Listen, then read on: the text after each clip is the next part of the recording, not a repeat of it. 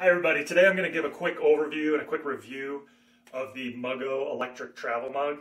The reason why I want to do this is when I was looking for an electric travel mug, it really came down to a decision between this one, the Muggo, and the Ember.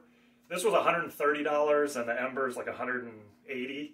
So that difference of $50, I want to make sure I was getting my money's worth. And to be honest with you, both of those mugs had reviews that were like 3 to 4 stars. People weren't really happy with them.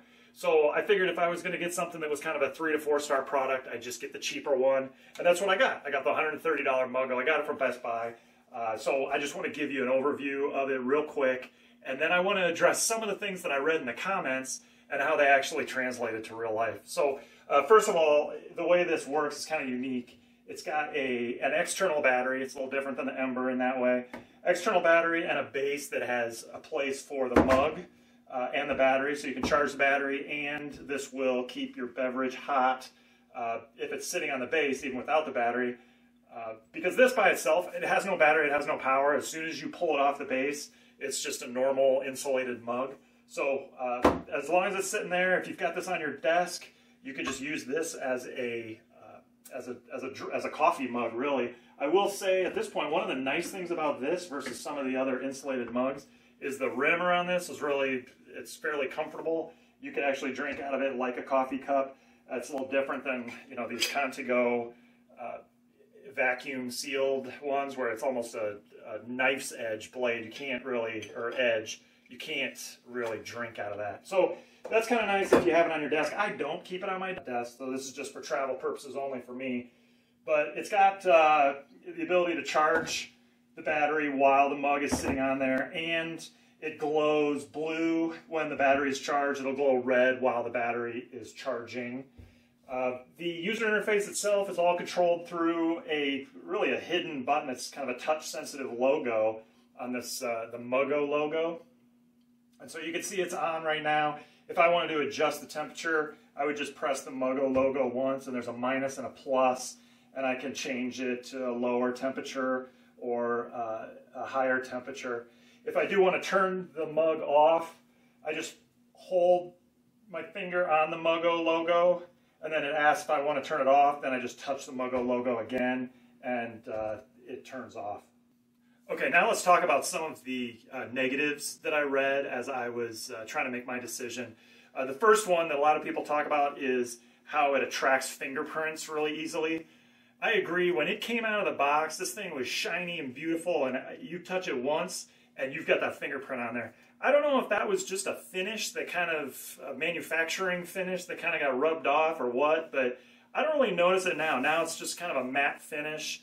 Maybe it's just because I've got an infinite number of fingerprints on it now, so it's just kind of all looks the same. But now when you put fingers on it, there's no, I don't see that at all. So I think that's something somebody might recognize right out of the box, but a month later, no issue. Another thing is the capacity. I will agree with that. 12 ounces is a little bit light on a capacity. It ends up, like I said before, ends up using up some of the size for that battery. So the capacity is a little light. One of the major things that people talked about a lot was the flow rate of the cap. First of all, I'll say that it's extremely secure. When you've got the cap closed, you can turn it upside down and shake it, and you won't have any leakage out of that. So that's pretty nice. To open it, you just press down the middle, and it clicks into place so that it's got an open rim all the way around it. And then at that point, you can drink from any direction, which I think is really nice. It's not like the other insulated mugs where, you know, there's one little spout where you can drink out of. So it's nice from that regard. People that are saying that it's got a low flow rate, I'm not sure if they've got a faulty one or if people are drinking coffee a lot faster than I am. You know, part of this, part of the functionality of this is to keep your coffee hot. If your coffee is the right temperature, you really shouldn't be guzzling it. So I think the flow rate is more than enough for somebody who's drinking a hot beverage out of this. It's not meant to drink Gatorade out of. So I think it's fine. Personally, I would ignore the flow rate comments. Okay, so for the battery, there's a couple things on the battery. The first thing is, you know, it's a heavy battery, so it makes this mug pretty bottom heavy, which it's not a big deal, but what it does is it tricks you as you're drinking. You think you've got a lot left. And when I first got this mug for the first couple times, I would get to the bottom of the mug and I would still think I could drink more coffee, and I had to pop the top off and realize that, oh, the thing is dry. I'm just feeling the extra weight of the battery at the bottom. So a little deceptive on the quantity of liquid that's left in there. You get over that pretty quickly. The one thing that you got to be careful of if you do shake a hot beverage, I did put hot cocoa in this once, and mixed it in the mug, and so I put everything in there and went to shake it up, and this battery, while it is fairly secure, you start shaking it and it'll fall right off. So that's another thing, that as long as you're aware of it, you can pop that off before you start shaking your drink to mix it up. So that's just something to remember. The other thing that I do want to mention that I kind of found as a con was, so if you see right now, it's off. There's no temperature, there's no lights on the front, it's off.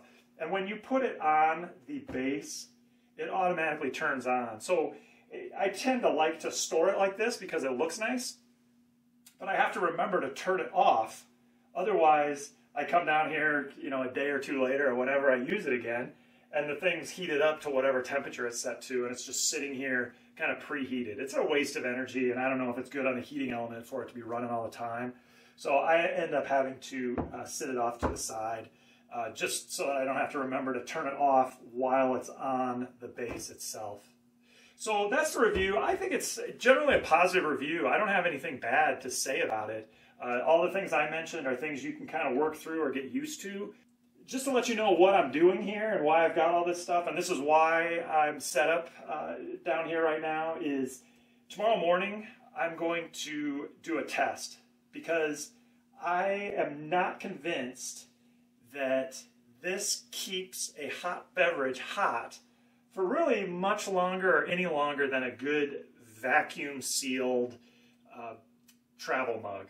So tomorrow I'm going to do a somewhat scientific experiment, pour hot water into both of these and measure how quickly the heat escapes from each one of them, how long each one of them keeps the beverage hot. And as long as I'm doing this, I'm also going to test several other items. So tune into that video if you want to see how well this actually works. I think it's advertised to keep your beverage hot for up to 3 hours. I'm going to find out tomorrow exactly how long it keeps it in that good drinkable zone. So tune in for that, and thanks for watching. Hopefully it was helpful.